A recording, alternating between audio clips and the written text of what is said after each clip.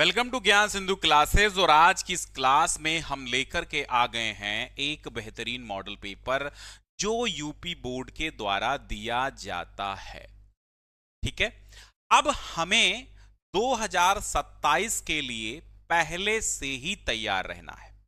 ये नहीं कि जब एग्जाम की डेट आएगी, हाफरली हो जाएंगे, प्री बोर्ड हो जाएंगे, तब क्या है, तब पछताए होत का जब चिड़िया चुग जाएगी खेत।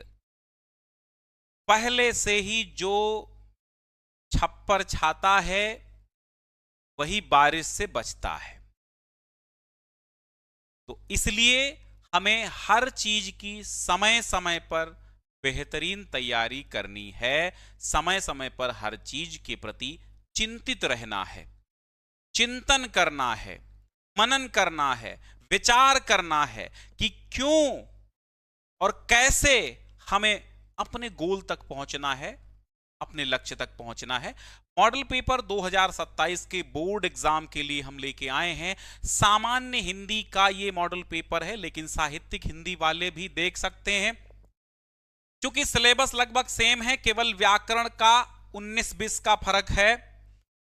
और इसके बाद हम साहित्यिक हिंदी का भी लाएंगे। देखो, इससे पहले बोर्ड ने 27 के लिए सिलेबस भी अपडेट कर दिया है, तो मैं सबसे पहले आपको बोर्ड के सिलेबस की ओर ले चलता हूं। ये यूपी बोर्ड की ऑफिशियल वेबसाइट है। यहां देखिए क्लास 12, क्लास 11 ये सब लगे हुए हैं। आपको लिंक भी मैं दे दूंगा डिस्क्रिप्शन में। और इससे पहले वीडियो आ भी चुका है कि हमारा जो सिलेबस है वो अपडेट हो चुका है 2026-27 के लिए। इसी के अकॉर्डिंग हमें पढ़ाई करनी है, क्योंकि किसी भी मंजिल पर जाने के लिए हमें उसका रास्ता पता होना चाहिए। और वो रास्ता मैप, वो आपका सिलेबस है, एग्जाम पैटर्न है।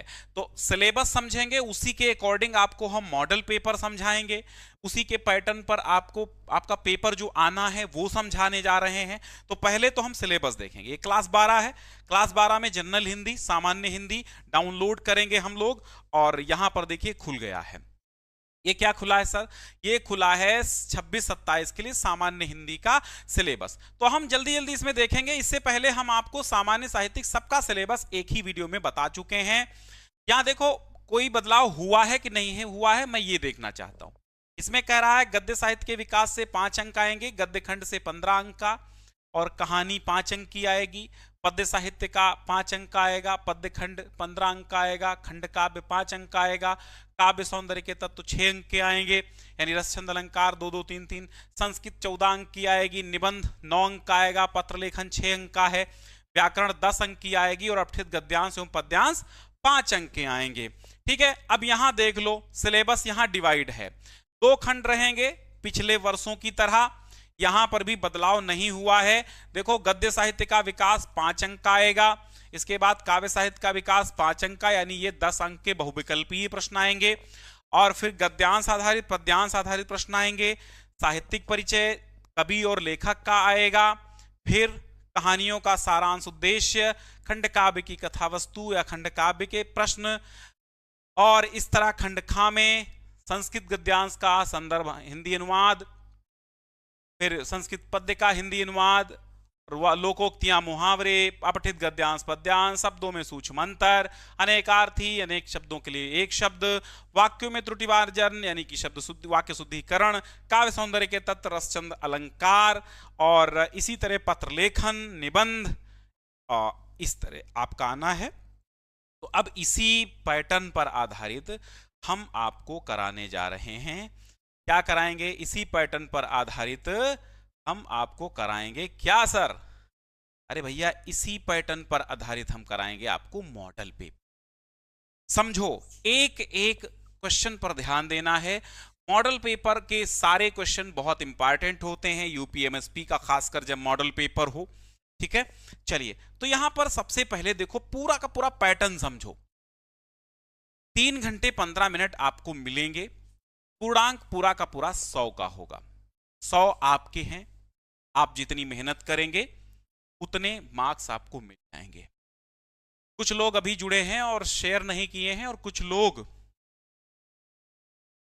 रेगुलर नहीं है, कुछ लोग सब्सक्राइब नहीं किए हैं, वो सब कर लीजिए, क्योंकि ज्ञान सिंधु क्लासेस ऐप भी डाउनलोड करिए, वहां पर test series, E books and आगे पेड कोर्सेज जो जिनको लेना है वो भी मिलेंगे। तो इसलिए ऐप जरूर डाउनलोड करें। 15 मिनट आपको पेपर पढ़ने के लिए दिए गए हैं। पेपर आपका 2 खंडों में होगा, खंड का और खंड खा। ठीक है, खंड का में क्या होगा? खंड का में आपको मिलेंगे 5 गद्य साहित्य के विकास से रिलेटेड और 5 काव्य साहित्य के विकास से रिलेटेड ऑब्जेक्टिव क्वेश्चंस, जो रचनाओं पर भी आधारित हो सकते हैं, लेखकों पर भी आधारित हो सकते हैं, कवियों पर भी आधारित हो सकते हैं, विधाएं भी पूछी जा सकती हैं। तो समय समय पर चीजें पढ़ते रहिए। पहला सवाल कि निम्न में से भारतेंदु युग पूर्व का लेखक नहीं है। बहुत बढ़िया, ये नहीं वाला जो नौटंकी है इसको ध्यान में रखना, वरना जाओगे फिसल। भारतेंदु के पूर्व युग का, इसका मतलब हमें ढूंढना है या तो भारतेंदु के बाद का ढूंढना ना, या तो भारतेंदु युग का। भारतेंदु युग पूर्व कह रहा है। अब चूंकि राजा लक्ष्मण सिंह, राजा शिव प्रसाद सितारे हिंद, मुंशी इंशाअल्लाह खां और आपके लल्लू लाल, ये सब पूर्व भारतेंदु युग के हैं। यहां पर जो श्रीधर पाठक बचते हैं ये द्विवेदी युग के हैं। किसके हैं? द्विवेदी युग के हैं। द्विवेदी युग के हैं और स्वच्छंदतावाद के प्रवर्तक हैं। स्वच्छंदतावाद के प्रवर्तक हैं। ठीक है, कोई पूछेगा स्वच्छंदतावाद के प्रवर्तक कौन है? हिंदी में, अंग्रेजी में रोमांटिसिज्म इसको बोला जाता है। स्वच्छंदतावाद के प्रवर्तक श्रीधर पाठक हैं, द्विवेदी युग के हैं। द्विवेदी युग के भी माने जाते हैं, स्वच्छंदतावाद के प्रवर्तक माने जाते हैं।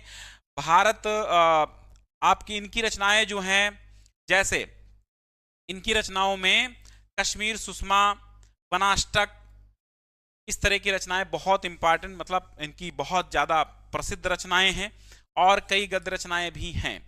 ठीक है, चलो तो यहां पर हो गया। फोर्थ जिन्होंने लगाया बिल्कुल सही है। अच्छा, एक सलाह मैं दूंगा आपको, बच्चों को, यानी आपको सबसे ज्यादा प्रॉब्लम होती है गद्य साहित्य के विकास में, पद्य साहित्य के विकास में। तो वो मैं आपको शुरुआत से ही ट्रिक बताता हूं। आपने नोट्स बनाया होगा, नहीं बनाया होगा आगे बना लेंगे। ठीक है, नहीं बनाया होगा आगे बना लेंगे, और बना लीजिए। मेरा मानना यह है कि नोट्स अपने हाथ बनाइए। अगर समय नहीं है तो मत बनाइए, फिर आप पीडीएफ्स के चक्कर में पड़िए, कोई प्रॉब्लम नहीं है। तो नोट्स बनाते वक्त आपको जिस नोट्स में आपको शुरुआत में गद्य पद्य साहित्य का विकास आप लिखते होंगे, उसमें आपको कुछ पेजेस छोड़ने हैं। जैसे आपको ये लगा कि मैंने गद्य पद्य साहित्य का विकास पूरा कर लिया है, इसके बाद 2-4 और पेजेस आपको, पन्ने आपको छोड़ देने हैं। कम से कम 10 पेज या 5 पेज तो आपके होने चाहिए। 10 पेज जरूर रखिए आप एक्स्ट्रा, या फिर कॉपी के पीछे, जिस कॉपी में आपने गद्य पद्य साहित्य का विकास लिखा है उसके पीछे आप 8 से 10 पेज छोड़ दीजिए। जो भी आपको मॉडल पेपर हल कराए जाएं या मेरे द्वारा कुछ नई रचनाओं की ट्रिक या कुछ नई क्वेश्चंस आपको मिलते जाएं, आप उन्हें उन पेजेस पे अपडेट करते जाएं। ठीक है, इस तरह आपका कोई भी प्रश्न 10 में से 10 आप लेकर के आएंगे। अगले सवाल पे चलते हैं बिना किसी देर के हुए। हिंदी का पहला मौलिक उपन्यास, पहला उपन्यास, पहला नाटक, पहली कहानी, पहला रिपोर्टाज बहुत ज्यादा पूछे जाते हैं। तो पहला उपन्यास परीक्षा गुरु है, लाला श्रीनिवास दास का है। आनंदमठ, गबन, तितली ये नहीं है उपन्यास। तितली जयशंकर प्रसाद की रचना है। तितली उपन्यास जयशंकर प्रसाद का है, क्योंकि कंकाल, तितली, इरावती 3 ही लिखे थे, इरावती पूर्ण थी। परीक्षा गुरु लाला श्रीनिवास दास का है। गबन तो प्रेमचंद का है, लेकिन परीक्षा गुरु हिंदी का पहला उपन्यास माना जाता है। हिंदी का पहला रिपोर्टाज कहे तो लक्ष्मीपुरा शिवदान सिंह चौहान का लिखा हुआ है। हिंदी की पहली डायरी कहे तो नरदेव शास्त्री वेद तीर्थ की जेल डायरी है, नरदेव शास्त्री उसके लेखक हैं। हिंदी का पहला उपन्यास, पहली कहानी इंदुमती है, किशोरीलाल गोस्वामी की है। पहला नाटक नहुष है, गोपाल चंद्र गिरधर दास का है। और इसी तरह पहला आपको याद कर लेना है। जयशंकर प्रसाद के समकालीन नाटककार। अब देखो यहां पर क्या करना है आपको, समकालीन का मतलब क्या होता है। जब जयशंकर प्रसाद जी थे उसी समय वो भी लिख रहे थे। तो समकालीन का मतलब है इनके इन्हीं के समय में, ठीक है। बाल कृष्ण भट्ट तो भारतेंदु युग के थे, इसलिए ये गलत है। गोविंद बल्लभ पंत नहीं कह सकते, विष्णु प्रभाकर नहीं कह सकते, मोहन राकेश नहीं कह सकते, तो भैया क्या कहेंगे आप बताइए। इसमें सब कंफ्यूजन वाले ऑप्शन हैं। आपने एक वरमाला नाटक सुना होगा, वरमाला, और उसके कौन है, गोविंद बल्लभ पंत हैं। अच्छा, गोविंद बल्लभ पंत जो हैं यही जयशंकर प्रसाद जी के समकालीन नाटककार हैं, ठीक है। मोहन राकेश विष्णु प्रभाकर बाद के हैं, बालकृष्ण भट्ट भारतेंदु जी के हैं, तो थर्ड वाला सही होगा। आलोचना के क्षेत्र में सर्वाधिक उल्लेखनीय कौन है? तो आलोचना आप जानते हैं प्रसिद्ध आलोचक आचार्य रामचंद्र शुक्ल हैं। हालांकि आलोचक गुलाब राय भी रहे हैं, मिश्र बंधु भी रहे हैं, प्रेमचंद नहीं रहे हैं, लेकिन मिश्र बंधु तो आलोचक रहे हैं। लेकिन सबसे बड़े आलोचक, सर्वश्रेष्ठ आलोचक अपने आचार्य शुक्ल जी हैं। बद्री नारायण चौधरी प्रेमघन ने संपादन किया था। किसका किया था?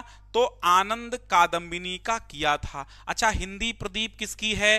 बाल कृष्ण भट्ट की है, ठीक है ना। और सरस्वती तो महावीर प्रसाद द्विवेदी की है। आनंद कादम्बिनी और नागरी नीरद बद्रीनारायण चौधरी प्रेमघन की है। फिर है प्रयोगवाद की विशेषता क्या है? देखो, प्रयोगवाद में क्या था? प्रकृति चित्रण है? नहीं है, क्योंकि ये छायावाद है। अतिशय भावुकता है, विद्रोह व क्रांति है, नवीनता के प्रति आग्रह है। अब आप में से कौन बताएगा? बहुत सारे बच्चे जुड़े हों, बहुत अच्छा, बहुत नहीं, क्लासेस तो आपको रेगुलर रहेंगी।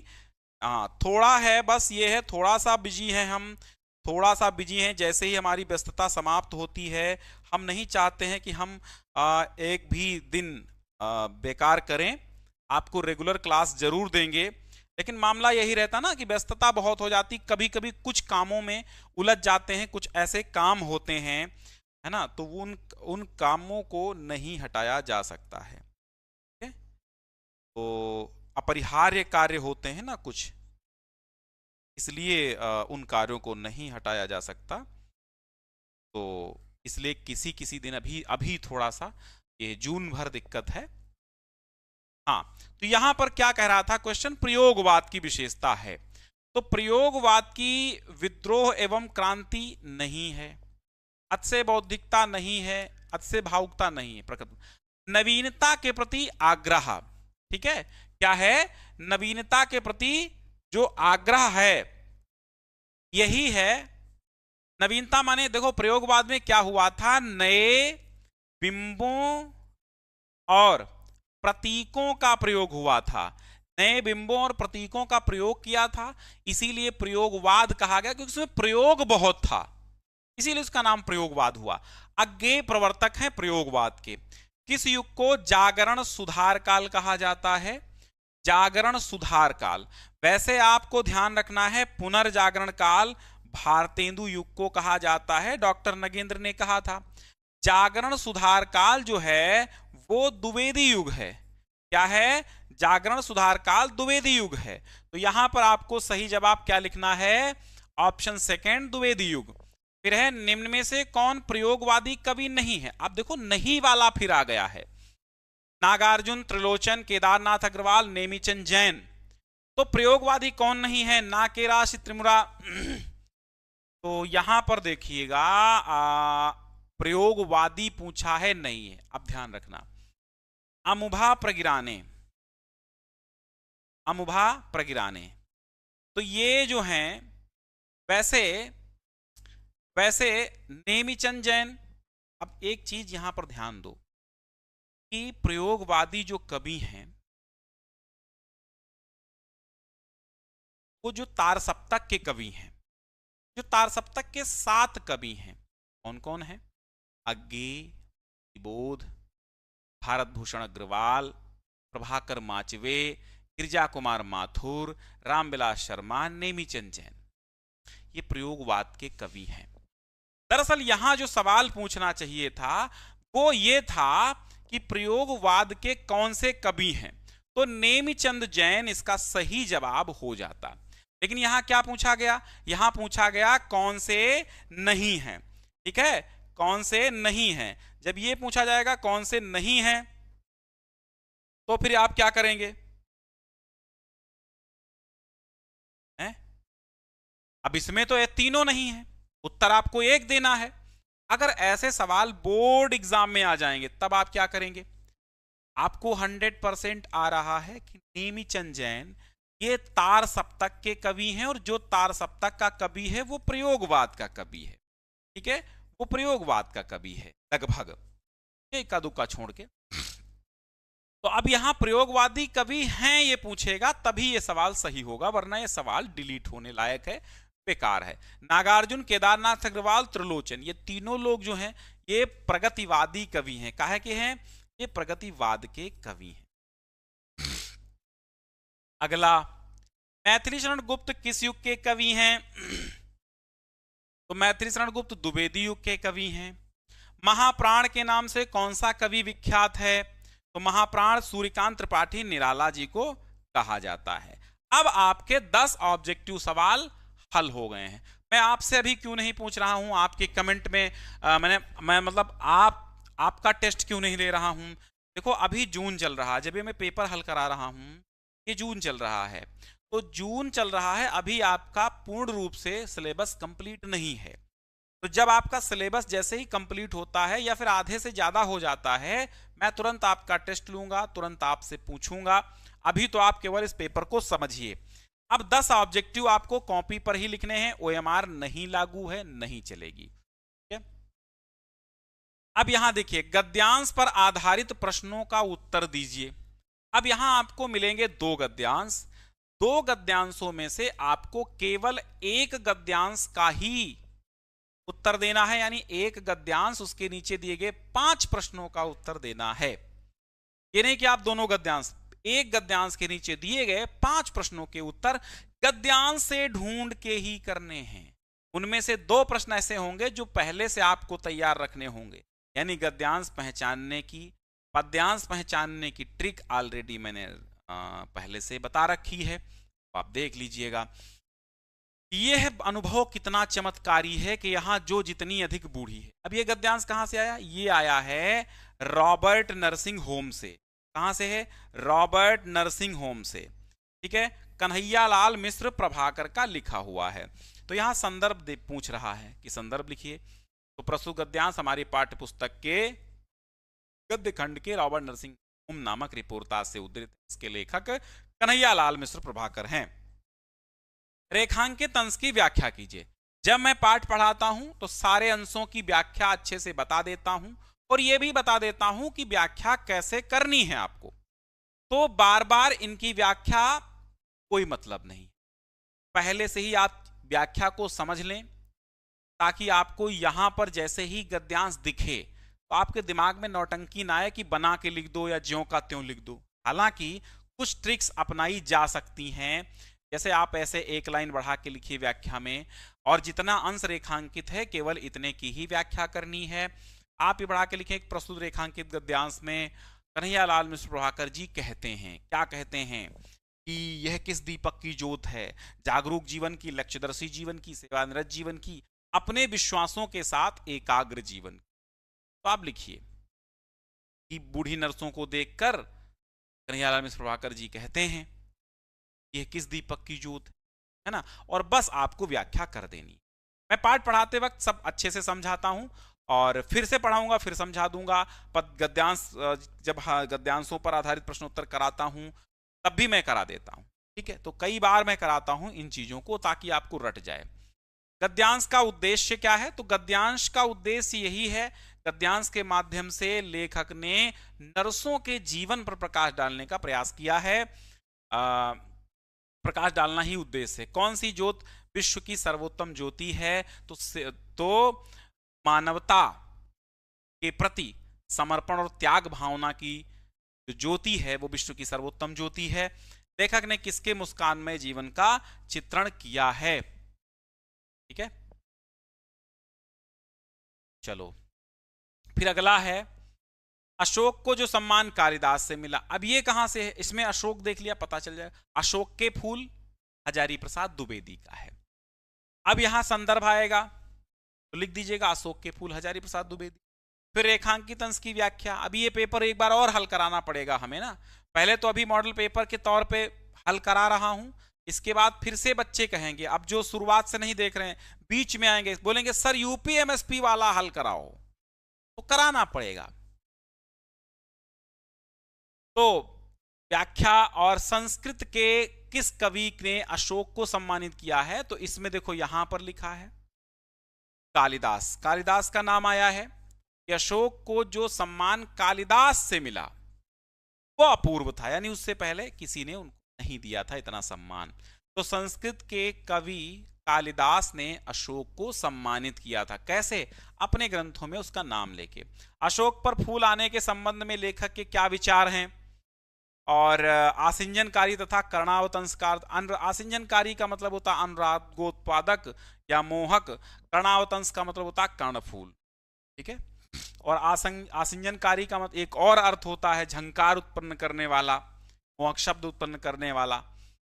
फिर आगे है अगला, तुम मांसहीन तुम रक्तहीन, हे अस्थि शेष तुम अस्थिहीन, तुम शुद्ध बुद्ध आत्मा केवल, हे चिर पुराण हे चिर नवीन। यहां पर बापू के प्रति है, और ये कविता किसकी है? बापू के प्रति कविता सुमित्रानंदन पंत की है। बहुत बच्चे जो सिलेबस कवर कर रहे हैं कमेंट भी कर रहे हैं, जो पहले से सिलेबस एडवांस में कवर करना चाहते हैं तो 2026 वाली पुरानी प्लेलिस्ट देख लें, एडवांस में कवर हो जाएगा। बाकी तो मैं पढ़ा ही रहा हूं, मेरी हर साल लाइव क्लासेस चलती हैं, रेगुलर चलती हैं, A to Z सिलेबस पढ़ाता हूं, हर साल मैं नए तरीके से पढ़ाता हूं, नए सिरे से पढ़ाता हूं। ये नहीं कि पुराने वीडियोस तो हैं, आप चाहें तो देख सकते हैं, मैंने ही पढ़ाया है, पुराने देखने में कोई हर्ज नहीं है, क्योंकि सिलेबस और पैटर्न कुछ भी चेंज नहीं है, कुछ भी बदला नहीं, फलाने सब जैसे का तैसा है। हमसे मेहनत काहे करा रहे हो? लेकिन हम मेहनत नहीं करेंगे तो भी नहीं बनेगा, क्योंकि आपको तो ये चाहिए कि मेहनत करते रहिए सर, आप मेहनत करते रहिए। या अगर वही पुराने आप देख लेते तो मैं बार बार क्यों पढ़ाता? मैं ही पढ़ाता हूं और वैसे ही पढ़ाता हूं। पिछले 5 वर्षों से लगातार 5-5 बार मैंने एक चैप्टर को पढ़ाया है। पवन दूतिका 2021, 22, 23, 24, 25, 26, 27 ऐसे चलता रहेगा। तो ये बापू के प्रति है और पंत की कविता है। तो पंत की कविता है। अब यहां पर जो है आपको रेखांकित अंश की व्याख्या कहेगा, लेकिन कोई अंश रेखांकित नहीं है, उस पर आप मत जाइए। कोई अंश रेखांकित नहीं है, नो प्रॉब्लम, ये ऐसा एग्जाम में नहीं देखने को मिलता है। यहां पर ये केवल यूपीएमएसपी का पेपर है, तो यहां पर जो है आपको देखने को नहीं मिला। एग्जाम में बड़ी सावधानी से पेपर बनते हैं। तो तुम मांसहीन तुम रक्तहीन, हे अस्थिशेष तुम अस्थिहीन। बापू के प्रति श्रद्धा भाव रखते हैं, और पंत जी बापू की स्तुति करते हुए कहते हैं कि हे बापू, आप मांस रहित और रक्त रहित इतने दुर्बल शरीर वाले हो कि आपको देख के लगता है कि अब आप अस्थियों का ढांचा मात्र हैं, आप अस्थि शेष हैं। और कभी कभी तो ऐसा लगता है आपके दुर्बल शरीर को देखकर कि आप अस्थिहीन हैं, अस्थि भी। तुम शुद्ध बुद्ध आत्मा केवल, हे चिर पुराण हे चिर नबीन। तुम शुद्ध और बुद्धत्व को प्राप्ति करने वाली आत्मा के समान हो, माने तुम एक ऐसी आत्मा हो जिसमें बुद्ध के विचार और शुद्ध आत्मा वाले हो। हे चिर पुराण हे चिर नवीन का मतलब है कि हे बापू, आप में पुरातनता और नवीनता दोनों के दर्शन मिलते हैं, यानी पुरातन और नवीन दोनों विचारों को आप समोए हुए हैं। तुम पूर्ण इकाई जीवन की जिसमें असार भव शून्य लीन। हे बापू, आप जीवन की एक ऐसी पूर्ण इकाई हैं जिसमें यह संपूर्ण असार माने सारहीन संसार लीन हो जाएगा। आधार अमर होगी जिस पर भावी की संस्कृति समासीन। हे बापू, आप एक ऐसे आधार हैं, आधार अमर, यानी आप एक ऐसे अमर आधार हैं जिसपे भावी की संस्कृति अर्थात भविष्य की संस्कृति समासीन यानी प्रतिष्ठित होगी। तो जब आपको किसी कविता की और किसी गद्यांश की, इसीलिए मैं जोर देता हूं कि आप चैप्टर बखूबी पढ़ें, बेहतर तरीके से पढ़ें, चैप्टर अच्छे से पढ़ें। क्योंकि चैप्टर जब अच्छे से पढ़ेंगे तो आपको उसका भाव पता होगा, उसका व्याख्या पता होगी, उसका अर्थ पता होगा।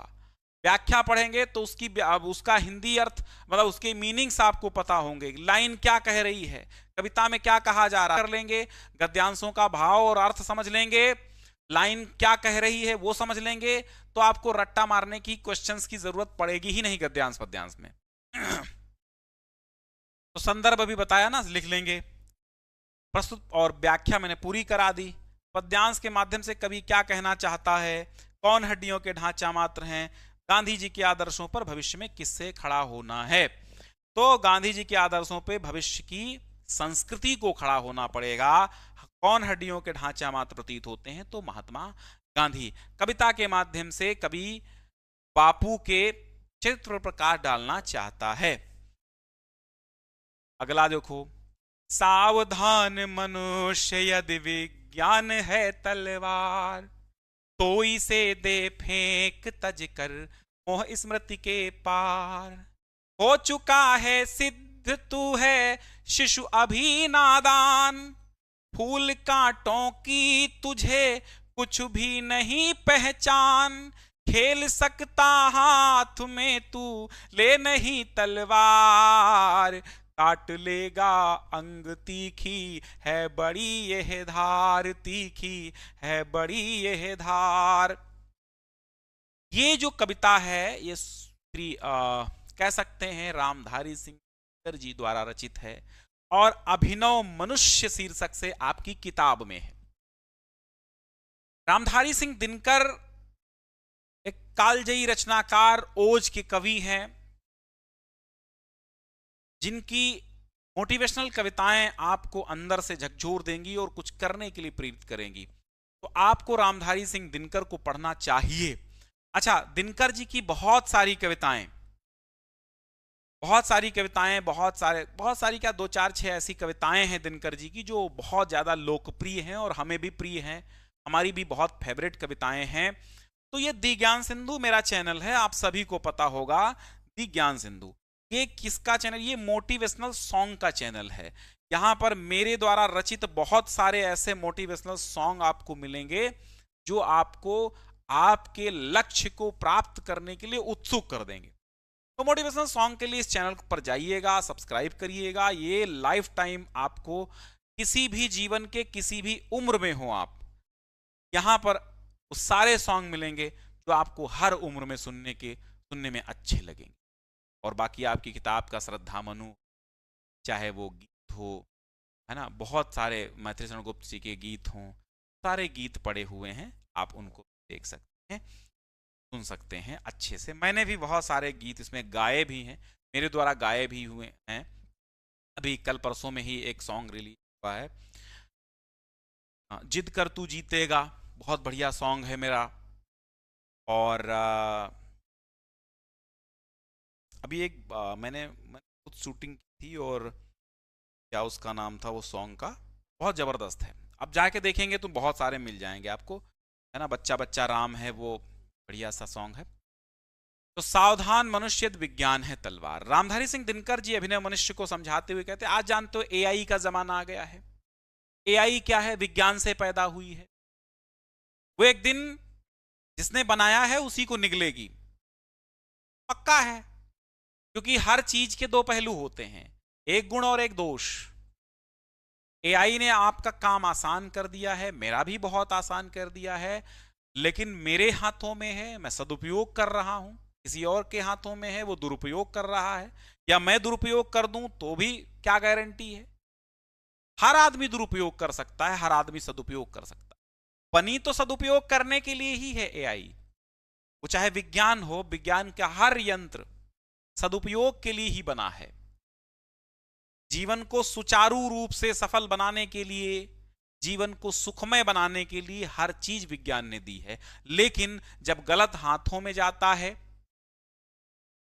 मिसयूज होता है, तो वही वरदान नहीं अभिशाप बन जाता है विज्ञान की हर एक देन। वही है, एआई का दुरुपयोग भी हो सकता है, सदुपयोग। दुरुपयोग होगा तो बड़े लेवल पे होगा और दुनिया भर की बहुत ज्यादा संघर्ष से जूझना पड़ेगा लोगों। तो वही बहुत पहले दिनकर जी ने बहुत पहले ही, आज के 50 वर्ष पहले ही दिनकर जी बता गए थे कि सावधान हो जाओ मनुष्य, यदि विज्ञान है तलवार, अगर ये विज्ञान तलवार है, ये विज्ञान तलवार है, इसलिए सावधान हो जाओ।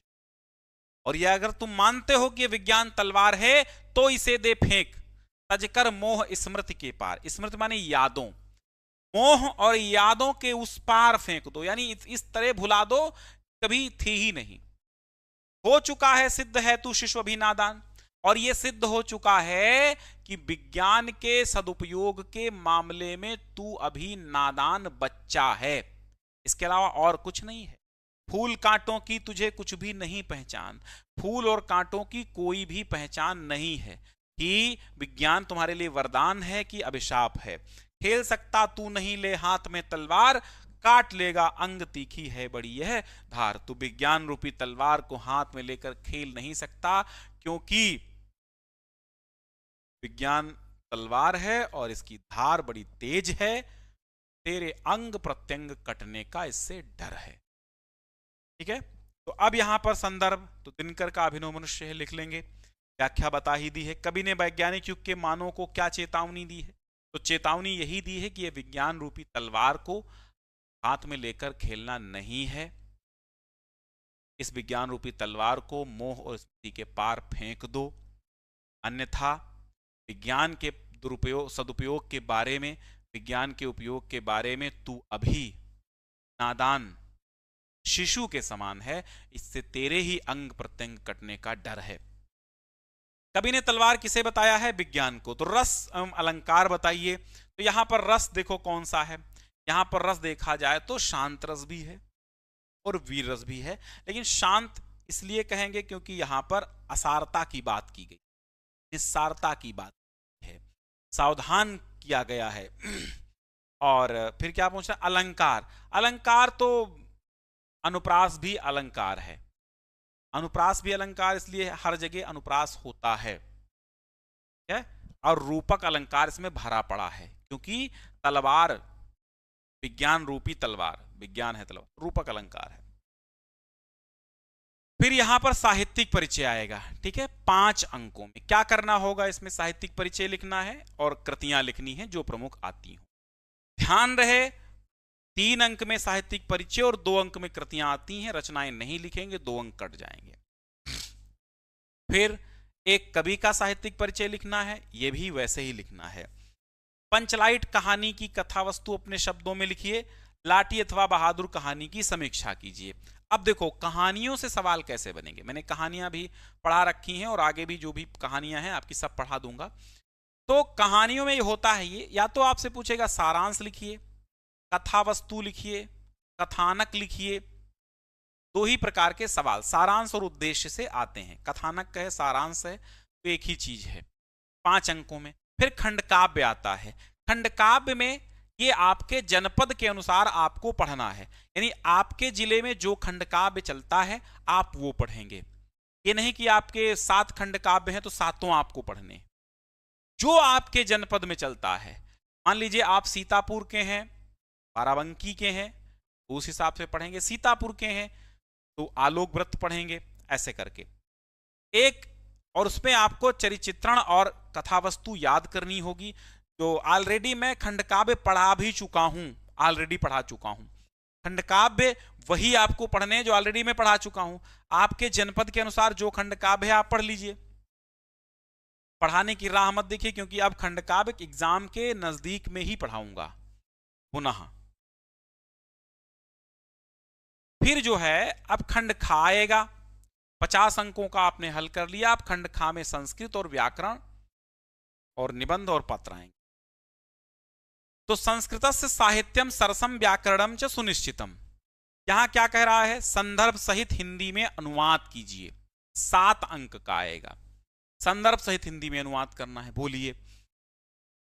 तो यहां पर 2 संदर्भ के और 5 अनुवाद के 7 अंक मिलते हैं। ध्यान रखना संदर्भ जरूर लिखना है।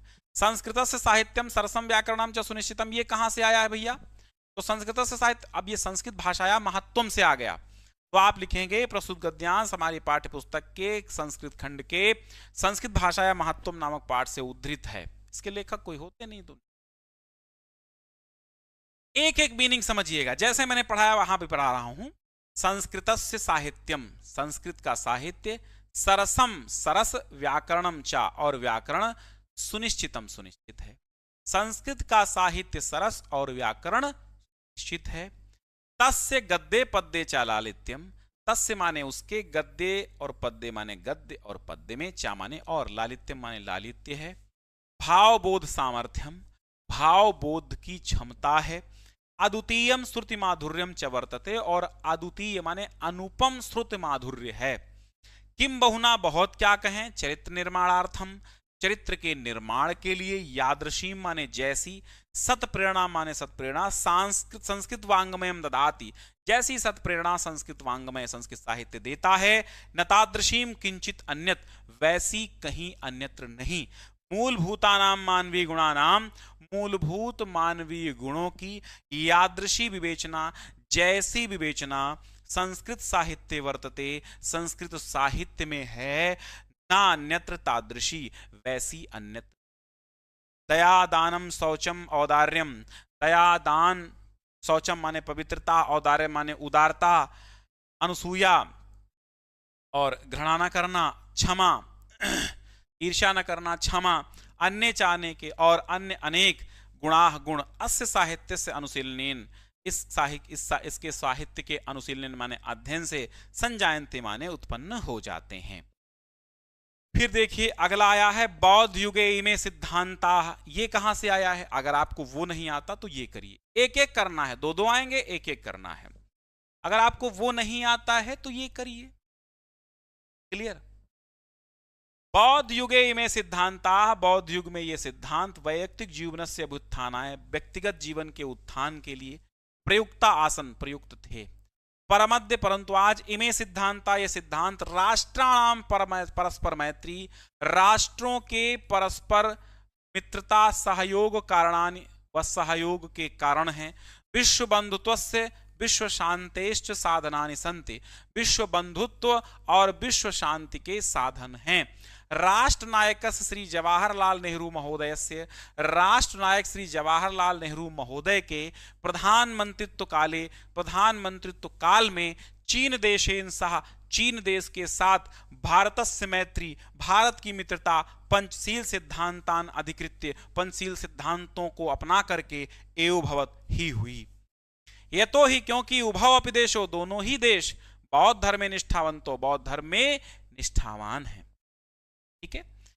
फिर इसके बाद आता है दो श्लोकों में से एक का हिंदी अनुवाद, वो भी संदर्भ सहित, कि विद्या विवादाय धनम मदाय, शक्ति परेशान परिपीडनाय। विद्या विवादाय धनम मदाय, शक्ति परेशान परिपीडनाय। कलस्य साधो विपरीतमेतत्, ज्ञानाय दानाय चारक्षणाय। कहने का तात्पर्य सुभाषित रत्नानि से आया है। कहां से आया है? सुभाषित रत्नानि से है।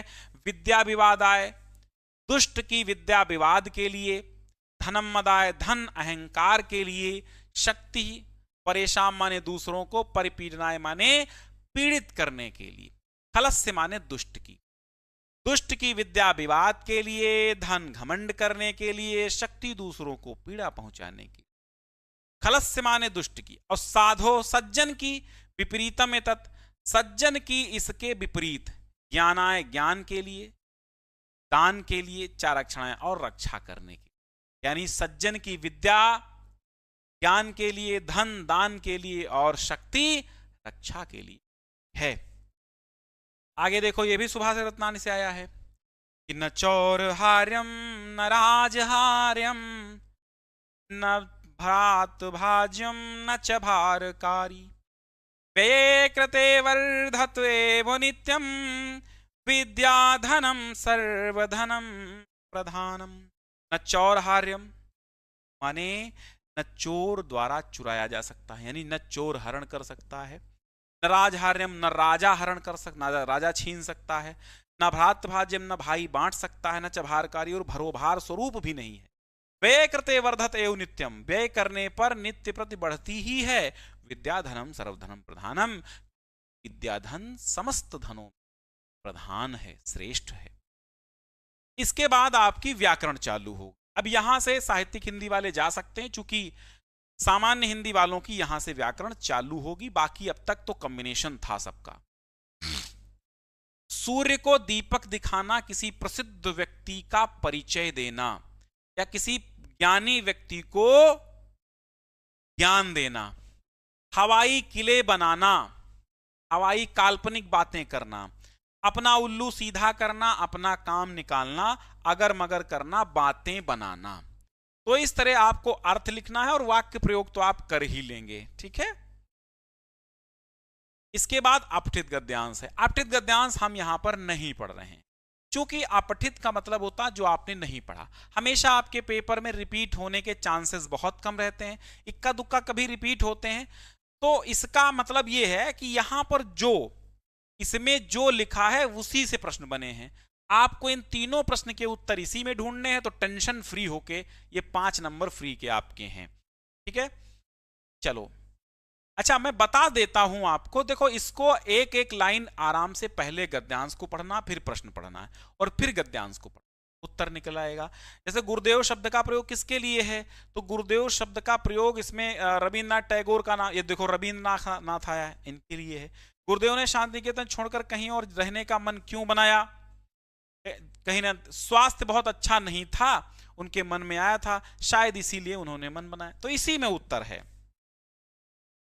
अच्छा, अगला सवाल, अगला सवाल आएगा शब्द युग्मों से। कमेंट नहीं पढ़ रहे हैं आज, परेशान न हो आप लोग, केवल ध्यान दो इधर एक एक चीज पे। पेपर का पैटर्न क्या है ये समझो। अविराम अभिराम बहुत इंपॉर्टेंट है और बराबर ये आता रहता है, रेगुलर रिपीट होता रहता है।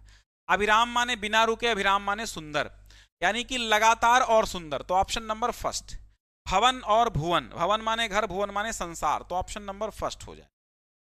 इसके बाद आपके आते हैं एक के दो अर्थ लिखना है, तो एक के दो अर्थ, यानी कि वायु, वायु का मतलब पवन हो जाता है, वायु का मतलब ये कह सकते हैं ऑक्सीजन, वायु का मतलब सांस, कई अर्थ में वायु का प्रयोग होता है। अच्छा, दूसरा मित्र का मतलब, मित्र को सूर्य को भी मित्र कहते हैं और दोस्त को भी मित्र कहते हैं। लक्ष्य निशाना को भी कहते हैं, लक्ष्य उद्देश्य को भी कहते हैं, ठीक है। तो इसका एक अर्थ उद्देश्य है और एक निशाना भी हो जाएगा। राजा का मतलब मालिक भी होता है, और राजा का मतलब मालिक, और राजा ईश्वर को भी कहते हैं। और राजा किसको कहते हैं कि जो आदमी नवाब बने तो भी राजा का। फिर यहां पर देखो एक शब्द का चयन करके लिखिए, वाक्यांशों के लिए एक शब्द। कम बोलने वाला, ये बड़ा ध्यान देने वाला है। जो कम बोलने वाला होता है उसको हम क्या कहते हैं, मितभाषी कहते हैं। जो कीचड़ से उत्पन्न होता है उसको कहते हैं पंकज, और जो सरोवर से उत्पन्न होता है उसको सरोज कहते हैं। अकिंचन जिसके पास कुछ नहीं है, मुमुक्ष जो मोक्ष की इच्छा चाहता है, ठीक है। फिर आपको वाक्यों को शुद्ध करना है। आज मेरा बड़ा भाई, नहीं मेरे बड़े भाई आ गए, क्योंकि सम्मान की बात है ना, यहां पर बड़े भैया को आप सम्मान के साथ लिखेंगे। मेरा बड़ा भाई आ गया, नहीं मेरे बड़े भाई। अध्यापक ने हमसे निबंध लिखाया, लिखवाया होगा। तुम मेरे को नहीं, तुम मुझे पुस्तक दो या दे दो। हम पहाड़ में सैर करें, नहीं पहाड़ पर सैर करने गए थे। इसके बाद रस छंद अलंकार आएगा। इसमें क्या करना होगा, आपको रस की परिभाषा और उदाहरण देना होगा। जैसे उपमा अलंकार है, अच्छा ये देखो रस है, जैसे करुण रस है, करुण अथवा शांत रस का स्थायी भाव उदाहरण के साथ लिखिए। तो आप ऐसे लिखेगा, करुण रस स्थायी भाव शोक, फिर लिखेगा इष्ट विनाश बंधु वियोग के कारण मन में उत्पन्न शोक नामक स्थायी भाव विभावन भाव व्यभिचारी भाव आदि के द्वारा पुष्ट होकर के करुण रस की निष्पत्ति करता है। फिर इसके बाद इसका एक उदाहरण लिख देंगे, मणि खोए भुजंग सी जन्नी, कैसे लिखेंगे, किम्मड़ी खोए भुजंग सी जननी, फनसा पटक रही थी शीस, अंधी आज बना कर मुझ किया न्याय तुमने जग दी। है ना। अब उपमा और रूपक अलंकार में से एक की करनी, इसमें दो दो दिए होंगे लेकिन आपको करना एक का ही है। तो उपमा लिखिएगा, जहां उपमेय की तुलना उपमान से की जाती वहां पर उपमा अलंकार होता है, जैसे हरिपद कोमल कमल से। ठीक है। चौपाई अथवा दोहा छंद का लक्षण उदाहरण लिखिए, तो इसमें परिभाषा लिखनी है, उदाहरण लिखना है। तो चौपाई का लिख दीजिएगा। चौपाई सम्मात्रिक छंद है, इसमें 4 चरण होते हैं, प्रत्येक चरण में 16-16 मात्राएं होती हैं, अंत में 2 गुरु होते हैं। जैसे चौपाई में 4 चरण हमेशा लिखिएगा उदाहरण में, जैसे मैं पूरे 4 बताने जा रहा हूं, इतने 4 हुए, कौन कौन से। नंबर 1 पहला चरण, शोक बिकल रो वही सब रानी। दूसरा, रूपशील बल तेज बखानी, करही बिलाप अनेक प्रकारा, गिरही भूमि तल बारही बारा। ये लिख दो, चाहे वो लिख दो कि जब जब होई धर्म के हानि, बाढ़ही असुर अधम अभमानी, तब तब धरि प्रभु विविध शरीरा, हरि कृपा निधि सज्जन पीरा। 4 लाइनें ये होती हैं। अब है उत्तर मध्य रेलवे के महाप्रबंधक को एक पत्र लिखिए, जिसमें टिकट निरीक्षक यानी टीटी के द्वारा किए गए अभद्र व्यवहार की शिकायत आपको करनी है। शब्द सीमा आपको 250 शब्द दिए गए हैं, बट आपको 100-150 शब्दों में निपटाना है, बहुत लंबा नहीं लिखना है।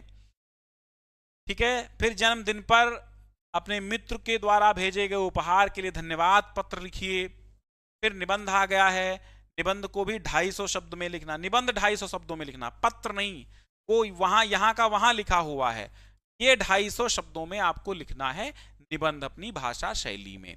ठीक है। आतंकवाद की समस्या कारण निवारण, प्रजातंत्र विपक्ष की भूमिका, देश में बेरोजगारी की समस्या, साहित्य समाज का पथ प्रदर्शक, पर्यावरण संरक्षण की आवश्यकता। निबंध बहुत सारे करा भी चुके हैं और लगातार हम कराते रहेंगे, 7-8 निबंध करवा देंगे, उसी में से आ जाएगा। ठीक है, आगे देखें। ठीक है। तो अब आपको एक मोटे मोटे तौर पे ये पता चल गया है कि आपके पेपर का पैटर्न क्या है, 2027 में कैसा आना है, कैसे सवाल पूछे जाने हैं, आपको किन किन चीजों को बराबर तैयार करते रहना है, क्या क्या चीजें सबसे ज्यादा मार्क्स में आती हैं, किनमें अंक ज्यादा कटने का डर रहता है, कौन कौन सी संवेदनशील चीजें हैं जिनको हमें बराबर पढ़ना है और बारीकी से पढ़ना है। ठीक है। तो मिलते हैं हम अगली क्लास में। बहुत सारे बच्चे आज जुड़े रहे, उनको बहुत बहुत धन्यवाद है, और शेयर कर दीजिएगा। एक बार लाइक शेयर सब्सक्राइब ये सब कर लिया करो, हम बार बार नहीं कहते हैं। और थोड़ा सा ध्यान दीजिए, स्टेटस लगा लिया करो, अपने ग्रुप के बच्चों को सेंड कर दिया करो, मैंने सहपाठियों को। यार कम से कम आपसे मैं फीस नहीं लेता हूं, इतना तो कर ही सकते हो गुरुदक्षिणा के नाम पे, है ना। मिलते हैं।